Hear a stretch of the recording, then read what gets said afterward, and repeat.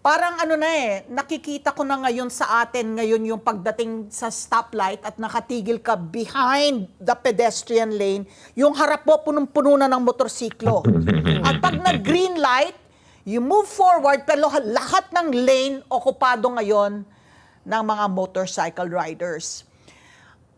What are your thoughts on this? Na talagang kawalan ng disiplina and any effort from the government to put some semblance of order dito sa dami ng mga motorsiklo na ngayon.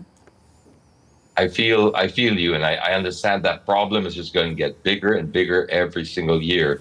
I've been screaming about this for a while now, just saying we can see the numbers, we can see the trajectory of this. We need to put stricter regulations on these bikes. And it's not, when I say stricter regulations, I'm not trying to penalize the bikers. I'm not trying to say, kamote kayo, or anything like that. It's just, this is, as you said, for your safety. It's for your safety. Like, I think we could have already had segregated lanes for them, knowing the volume that we have. Because it's just, you cannot have them weaving in and out like this throughout all the lanes on EDSA, Commonwealth, etc. So I think we haven't done enough to create a provision for them that requires them to either be in a segregated lane.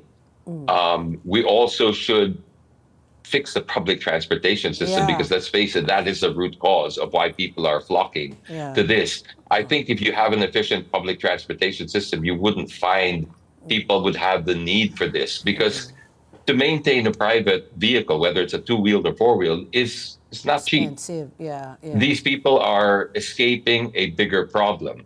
They're solving a bigger problem. Our house helper here at home, she just got a motor. In fact, that became part of her package, because instead of getting an increase, we worked it out that she'll get the motor in a certain amount of time that she works for us, because for her, it was far more important. She was losing so much time just commuting. Yeah. So she felt that was worth the time that she clawed back from that.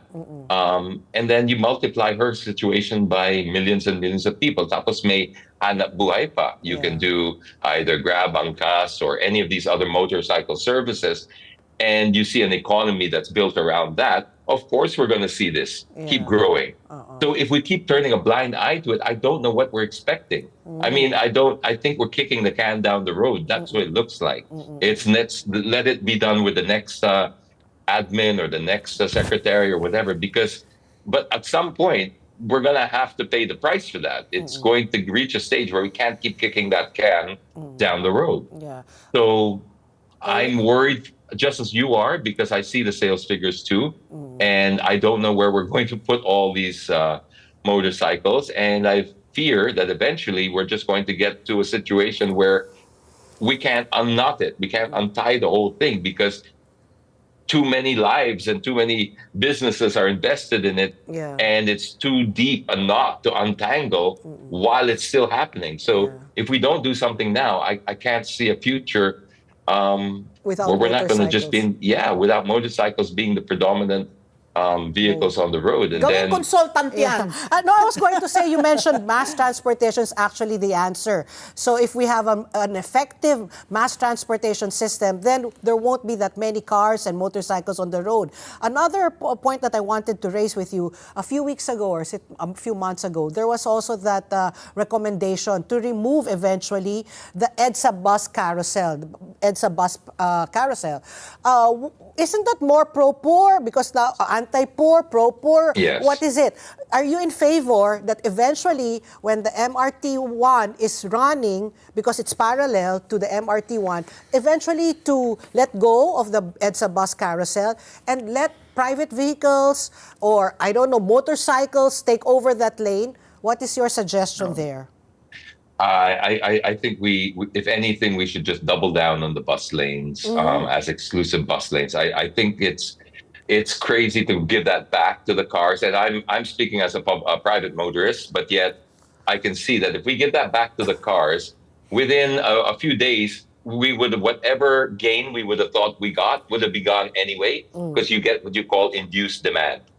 So every time you open up a new road, a new lane, it attracts more cars. So before you know it, you're back to square one. More In fact, cars. worse, because all you do is you overwhelm the choke points. Because you cannot cheat density and mass. You just can't do it. You can spread it out, but they will converge at one point because we don't live on EDSA or the bus lane. Yeah. So at some point, we're going to have to come back out of that.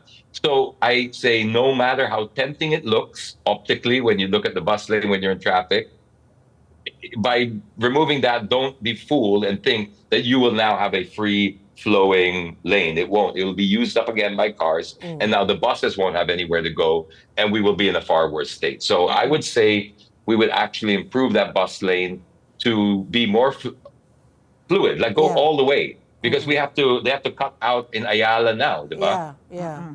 They have to fix that station underneath in the center so that we can really segregate it completely so that the cars don't get into that bus lane. Yeah. But they're broken up because it's not a consistent run all the way through to the end of the EDSA. EDSA. That's correct. Yeah. Correct. Let's get together. Sunday 25. Sunday 25.